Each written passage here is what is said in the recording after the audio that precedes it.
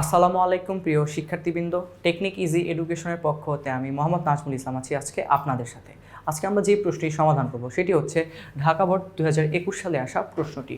আর এই প্রশ্নটি আজকে আমি যে বই থেকে সমাধান করতেছি সেই বইয়ের নাম হচ্ছে ইজি কেমিস্ট্রি। আর এই ইজি কেমিস্ট্রি বইয়ে আপনাদের রসায়ন বইয়ের সকল অধ্যায় অত্যন্ত সুন্দর এবং সহজভাবে আলোচনা করা হয়েছে। পাশাপাশি আপনাদের অধ্যায়ভিত্তিক যে নৈর্ভিত্তিক প্রশ্নগুলো আছে সেগুলো আলোচনা করা হয়েছে, অধ্যায়ভিত্তিক যে বোর্ড কোয়েশ্চেনগুলো আছে সেগুলো সমাধান করে দেওয়া হয়েছে। কোনো একটি প্রশ্ন দেখে যদি আপনাদের বুঝতে সমস্যা হয় তাহলে একটু খেয়াল করে দেখবেন ওই প্রশ্নের উপরে একটা কিউআর কোড দেওয়া আছে, আর এই কিউআর কোডটা স্ক্যান করলেই ওই প্রশ্ন রিলেটেড যে ভিডিও ক্লাসটি আছে সেই ভিডিও ক্লাসটি আপনাদের সামনে এসে পড়বে এবং আশা করি ওই ভিডিও ক্লাসটি করলে আপনাদের ওই প্রশ্ন রিলেটেড যত সমস্যা আছে সকল সমস্যার সমাধান হয়ে যাবে। আর শুধুমাত্র ইজি কেমিস্ট্রি নয়, আমরা আপনাদের জন্য নিয়ে এসেছি easy biology, easy physics, easy math, easy higher math সহ ইজি এডিশনের আপনাদের এসএসসিতে যতগুলো বই আছে সবগুলোর জন্য বই। আর আপনাদের এখন একটা কাজই হচ্ছে এই ইজি এডিশনের বইগুলো সংগ্রহ করে এসএসসি এবং স্কুলের পরীক্ষার জন্য যে 100% প্রস্তুতি নেওয়া দরকার সেই 100% প্রস্তুতিটা নিশ্চিত করা। তো চলুন এবার আমরা আমাদের প্রশ্নে ফিরে যাই। প্রথমে আমরা একটু উদ্দীপকটা দেখি। উদ্দীপককে দেখেন, দৃশ্যকল্প 1-এ দেওয়া আছে অক্সিজেন অণু আর নাইট্রোজেন অণু, আর দৃশ্যকল্প 2-এ দেওয়া আছে হলো lithium, beryllium, oxygen, fluorine, bromine, iodine. এগুলো সবগুলো হচ্ছে পর্যায়। আর শুধুমাত্র এই যে এফটা পর্যায় সহ কী দেওয়া আছে, গ্রুপও দেওয়া আছে। তাহলে যে এফ যে গ্রুপটা, ফ্লোরিন, ব্রোমিন, আয়োডিন, এই গ্রুপটাকে কি বলা হয়? এই গ্রুপটাকে হ্যালোজেন গ্রুপ বলা হয়। তার মানে আমাদের উদ্দীপকে হ্যালোজেন গ্রুপটা শুধুমাত্র দেওয়া আছে। এবার আমরা যদি একটু খেয়াল করি ক নম্বর প্রশ্নটা, অবস্থান্তর মৌল কাকে বলে? অবস্থান্তর মৌল কাকে বলে?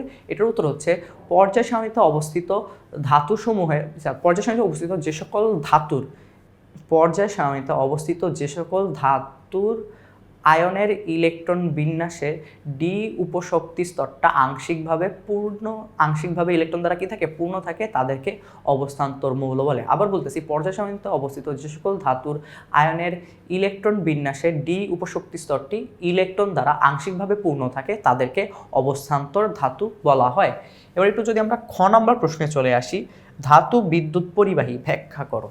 আমরা জানি কি ধাতুগুলো দেখতে, আমরা আমাদের দৈনন্দিন জীবনে কি দেখি, ধাতব তারগুলো কি করা হয়, বিদ্যুৎ পরিবহনের জন্য ব্যবহার করা হয়। আসলে ধাতু তার কেন ব্যবহার করা হয়? আমরা জানি ধাতুর স্ফটিকের মধ্যে থাকে কি মুক্ত জোড় ইলেকট্রন বা মুক্ত ইলেকট্রন। এই মুক্ত ইলেকট্রনগুলো কি করে, ধাতুর ভিতরে তারা কি করে, প্রতিনিয়ত ছোটাছুটি করতেছে বা দৌড়াদৌড়ি করতেছে। এটাকে আপনার ইলেকট্রন সমুদ্র বলা যেতে পারে। তো ইলেকট্রনগুলো যখন ছোটাছুটি করে, তো তখন যদি এই ধাতু তার দিয়ে যদি কোনো একটা ব্যাটারির পজিটিভ এবং ঋণাত্মক প্রান্ত, যে দুইটা প্রান্তের সাথে যদি সংযোগ দেওয়া হয়, তাহলে ওই ইলেকট্রনগুলো কি করে, আপনার ঋণাত্মক থেকে পজিটিভ প্রান্তে তারা প্রবাহিত হতে শুরু করে। অর্থাৎ ধনাত্মক প্রান্ত থেকে ঋণাত্মক প্রান্তে প্রবাহিত হয়ে কি করে, আপনার ইলেকট্রিসিটি প্রবাহিত করে। তাই ধাতুগুলোকে বিদ্যুৎ পরিবাহী বলা হয়। এবার আমরা যদি ঘ নম্বর প্রশ্ন একটু দেখি, দৃশ্যকল্প 2-এ উল্লিখিত গ্রুপটির আয়নীকরণ শক্তির ক্রম ব্যাখ্যা করো। অর্থাৎ আমাদের এখানে মাত্র একটাই গ্রুপ আছে, ফ্লোরিন, ব্রোমিন আর আয়োডিনের গ্রুপ। আমাদের ফ্লোরিন হচ্ছে 9, ক্লোরিন হচ্ছে কত, 17, ব্রোমিন হচ্ছে আপনার, ব্রোমিনটা খুব সম্ভবত আপনার 33। তো চলেন আসলে আমরা দেখি কি হয়। গ্রুপটা হচ্ছে কি আমাদের ফ্লোরিন, ইলেকট্রন বিন্যাস করি 1s2 2s2 2p5। এটা হচ্ছে আমাদের ফ্লোরিনের ইলেকট্রন বিন্যাস। তো আমাদের ফ্লোরিনের ইলেকট্রন বিন্যাসটা কি 1s2 2s2 2p5। এবার যদি আমরা ক্লোরিনের ইলেকট্রন বিন্যাস করি, ক্লোরিনের ইলেকট্রন বিন্যাসটা এরকম 1s2 2s2 2p6 3s2 3p5। এটা হচ্ছে ক্লোরিনের ইলেকট্রন বিন্যাস। আর ব্রোমিনেরটা যদি করি, ব্রোমিন Br, আর্গনের ইলেকট্রন বিন্যাস করার পরে আমাদের কি 3d10 4s2 4p5। এটা হচ্ছে আমাদের ক্লোরিন আর ব্রোমিনের কি ইলেকট্রন বিন্যাস। এবার আমরা যদি একটু খেয়াল করি, আমাদের কাছে জানতে চাওয়া হয়েছিল আপনার আয়নীকরণ শক্তির ক্রম ব্যাখ্যা করতে। তো আমরা একটু ফ্লোরিনের দিকে তাকাই। ফ্লোরিনের সর্বশেষ কক্ষপথে ইলেকট্রন আছে কয়টা? 7টা। ক্লোরিনেরও সর্বশেষ কক্ষপথে ইলেকট্রন আছে কয়টা? 7টা। আপনার ব্রোমিনেরও সর্বশেষ কক্ষপথে ইলেকট্রন আছে কয়টা? 7টা। ফ্লোরিনের শক্তিস্তর কয়টা? মোট শক্তিস্তর 2টা। ক্লোরিনের মোট শক্তিস্তর 3টা। ব্রোমিনের মোট শক্তিস্তর কয়টা? এখানে 4টা। তাহলে খেয়াল করেন, আমরা যখন উপর থেকে নিচে নামছি আমাদের কি হচ্ছে, এক্সট্রা একটা করে কি হচ্ছে, শক্তিস্তর বাড়তেছে বা যোজ্যতা স্তর বাড়তেছে। ঠিক আছে, এখন আপনারা যদি খেয়াল করেন আয়নীকরণ শক্তি কাকে বলে, আমরা জানি আয়নীকরণ শক্তিটা হচ্ছে এক মোল মৌল হতে যদি আমরা এক মোল কোনো একটি মৌলের এক মোল পরমাণু হতে যদি আমরা এক মোল ইলেকট্রন অপসারণ করি, ওই এক মোল ইলেকট্রন অপসারণ করতে যে শক্তি খরচ হবে সেই শক্তিকেই বলা হয় কি আয়নীকরণ শক্তি। এখন আমরা আরেকটা জিনিস জানি কি, মৌলের আকার যত ছোট হয় তার আয়নীকরণ শক্তিটা কি তত বেশি হয়, আর মৌলের আকার যত বড় হয় আয়নীকরণ শক্তিটা কি তত কমতে থাকে। তাহলে এখানে খেয়াল করেন ফ্লোরিনের আকারটা এখানে কি সবচেয়ে ছোট হবে না, কারণ ফ্লোরিনের মোট শক্তি স্তর 2টা। ক্লোরিনের আকার কি একটু বড় হবে না, কারণ মোট শক্তি স্তর 3টা।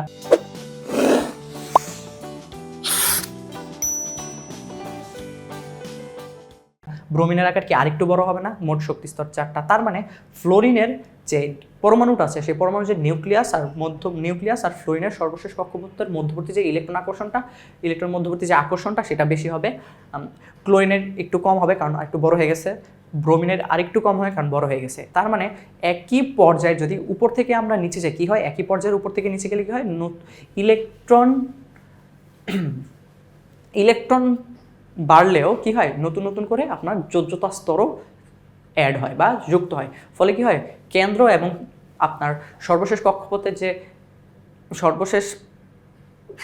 কক্ষপথে যে ইলেকট্রন তাদের মধ্যবর্তী কি হয়, আকর্ষণ শক্তিটা কমে যায়, ফলে ইলেকট্রনগুলো অপসারণ করা কি হয়, খুবই সহজ হয়ে যায়। তাহলে দেখেন আমার ফ্লোরিন, ক্লোরিন, ব্রোমিন, আয়োডিনের মধ্যে ব্রোমিনের আকার সবচেয়ে বড়, ক্লোরিনের আকার সবচেয়ে বড়, ফ্লোরিন আকার ব্রোমিনের আকার বড়, ক্লোরিনের একটু ছোট, ফ্লোরিনের হচ্ছে সবচেয়ে ছোট। তার মানে আমার এখানে আয়নীকরণ শক্তির ক্রমটা কি হবে, আয়নীকরণ শক্তির ক্রমটা হবে ফ্লোরিনের আয়নীকরণ শক্তি হবে সবচেয়ে বেশি, ক্লোরিনের হবে ফ্লোরিনের তুলনায় কম, কিন্তু ব্রোমিনের তুলনায় বেশি, ব্রোমিনের হবে ক্লোরিনের তুলনায় কম। আর সর্বশেষে আমাদের গ্রুপের কি আছে, আয়োডিন, কারণ আয়োডিনটা সবচেয়ে নিচে অবস্থিত এই গ্রুপের সবচেয়ে নিচে অবস্থিত আয়নটা। তার মানে আয়োডিনের কি হবে, আয়োডিনের আয়নীকরণ শক্তিটা হবে কি সবচেয়ে কম। আর আপনারা চাইলে ফ্লোরিন, ব্রোমিন, আয়োডিন এদের কি করতে পারেন, এদের আয়নীকরণ শক্তির যে মানটা আছে সেটা আপনারা দিয়ে দিতে পারেন। আর এভাবে আপনারা কি করবেন, এই ঘ নম্বর প্রশ্নটার উত্তর করবেন। আশা করি বুঝতে পেরেছেন। এবার আমরা আমাদের ঘ নম্বর প্রশ্নে চলে যাই। আমাদের ঘ নম্বর প্রশ্নটা হচ্ছে, যদি আমরা একটু খেয়াল করি, আমাদের ঘ নম্বর প্রশ্নটা হচ্ছে দৃশ্যকল্প 1-এ এ এবং বি সমযোজী যৌগ হলেও সমযোজী বন্ধনের সংখ্যাটাকে ভিন্ন চিত্রসহ বিশ্লেষণ করো। তো চলেন আমরা একটু আমাদের উদ্দীপকে চলে যাই একটু। যদি আবার উদ্দীপকে দেখেন আমাদের এ কি ছিল, অক্সিজেন, আর বি ছিল নাইট্রোজেন। তাহলে এদের মধ্যে সমযোজী বন্ধন থাকলেও যে সমযোজী বন্ধন সংখ্যা যে ভিন্ন ভিন্ন আমাদেরকে সেটাই দেখাতে বলা হয়েছে। তো চলুন আমরা একটু দেখে আসি কীভাবে কী হচ্ছে। এবার আমরা যদি অক্সিজেনের ইলেকট্রন বিন্যাস করি 1s2 2s2 2p6 2p4, এটা হচ্ছে অক্সিজেনের ইলেকট্রন বিন্যাস। এখন খেয়াল করেন অক্সিজেনের নিষ্ক্রিয় গ্যাসের ইলেকট্রন বিন্যাস অর্জন করতে হলে কি দরকার, 2টা ইলেকট্রন দরকার। 2টা ইলেকট্রন গ্রহণ করলে সে কী করবে, সে তার নিকটবর্তী যে নিষ্ক্রিয় গ্যাসটি আছে সেই নিষ্ক্রিয় গ্যাসের ইলেকট্রন বিন্যাসটা অর্জন করে ফেলবে। তো অক্সিজেন কি করে, অক্সিজেন তার আরেকটা অক্সিজেন পরমাণুর সাথে কি করে, তার সর্বশেষ শক্তি স্তরে 2টা ইলেকট্রন 2টা অক্সিজেন পরমাণু কি করে, একে অপরের সাথে শেয়ার করে কি করে, দেখেন এরকম একটা অবস্থা তৈরি করে। এটা হচ্ছে আমার অক্সিজেন পরমাণু 2টা, তারা একে অপরের সাথে ইলেকট্রন শেয়ার করে কি করে, এরকম একটা অবস্থা তৈরি করে। তারা একে অপরের সাথে এরকম কি করে, সর্বশেষ শক্তি স্তরের 2টা পরমাণু করে তাদের সর্বশেষ শক্তি স্তরের 2টা ইলেকট্রন একে অপরের সাথে শেয়ার করে কি করে, অষ্টক পূরণ করে বা নিকটবর্তী নিষ্ক্রিয় গ্যাসের ইলেকট্রন বিন্যাস অর্জন করে। এবার এখানে দেখেন, এখানে আমার আছে এক জোড়া ইলেকট্রন। আমরা জানি সমযোজী বন্ধন যখন গঠিত হয় তখন এক জোড়া ইলেকট্রন শেয়ার করলে সেটাকে বলা হয় একক বন্ধন, আর যখন 2 জোড়া ইলেকট্রন শেয়ার করে তখন সেটাকে বলা হয় দ্বিবন্ধন। তার মানে অক্সিজেন যেহেতু এখানে 2 জোড়া ইলেকট্রন শেয়ার করেছে, অক্সিজেনের মধ্যে তাহলে যে বন্ধনটা হচ্ছে সেটা হচ্ছে দ্বিবন্ধন। তার মানে এই অক্সিজেনের কয়টা বন্ধন আছে, 2টা বন্ধন আছে অক্সিজেন অণুতে। এবার আমরা একটু যদি নাইট্রোজেনের দিকে তাকাই, এবার আমরা একটু নাইট্রোজেনের ইলেকট্রন বিন্যাসটা করি। এবার হচ্ছে নাইট্রোজেনের ইলেকট্রন বিন্যাস, দেখেন কী হয় নাইট্রোজেনে। এবার নাইট্রোজেনেরটা হচ্ছে কি, নাইট্রোজেনের একটু ইলেকট্রন বিন্যাস করি 1s2 2s2 2p3। এখন নাইট্রোজেনের অষ্টক পূরণ করতে হলে ইলেকট্রন দরকার মোট কয়টা, অবভিয়াসলি 3টা ইলেকট্রন সে পিতে আনতে পারলে কি হবে, তার অষ্টক পূরণ হবে। তো চলুন এবার একটু, তখন সে কি করে, তখন সে তার আরেকটা নাইট্রোজেন পরমাণুর সাথে কী করে, 3টা ইলেকট্রন একে অপরের সাথে শেয়ার করার মাধ্যমে তারা কী করে, আপনাদের সমযোজী বন্ধনটা তৈরি করে। ঠিক এইভাবে দেখাচ্ছি। তাহলে এখানে একটু খেয়াল করেন, এখানে আমাদের মোট কয়টা ইলেকট্রন হয়েছে শেয়ার করার পরে, 1টা 2টা 3টা 4টা 5টা 6টা। তার মানে এক জোড়া ইলেকট্রন আছে, 3 জোড়া ইলেকট্রন আছে, তার মানে এক জোড়া ইলেকট্রন শেয়ার করলে একটা বন্ধন, 2 জোড়া ইলেকট্রন শেয়ার করলে 2টা বন্ধন, 3 জোড়া ইলেকট্রন শেয়ার করলে কয়টা বন্ধন? 3টা বন্ধন। তাই নাইট্রোজেন অণুতে ট্রিপল বন্ধন দেখা যায়। তার মানে আমাদের অক্সিজেন এবং নাইট্রোজেন উভয়তেই কি সমযোজী বন্ধন থাকলেও অক্সিজেনের বন্ধন সংখ্যা হচ্ছে 2টা আর নাইট্রোজেনের বেলায় বন্ধন সংখ্যা হচ্ছে 3টা, অর্থাৎ অক্সিজেনে আছে ডবল বন্ড বা দ্বিবন্ধন, নাইট্রোজেনে আছে ট্রিপল বন্ড বা ত্রিবন্ধন। আশা করি ঘ নম্বর প্রশ্নের উত্তরটাও কীভাবে করতে হবে আপনারা বুঝে গিয়েছেন। আর এরকম আরও ভিডিও ক্লাস দেখতে হলে আপনাদের কি করতে হবে? আপনাদের জলদি করে এই ইজি কেমিস্ট্রি বইটা সংগ্রহ করে ফেলতে হবে। আপনারা আপনাদের নিকটস্থ লাইব্রেরি অথবা আপনাদের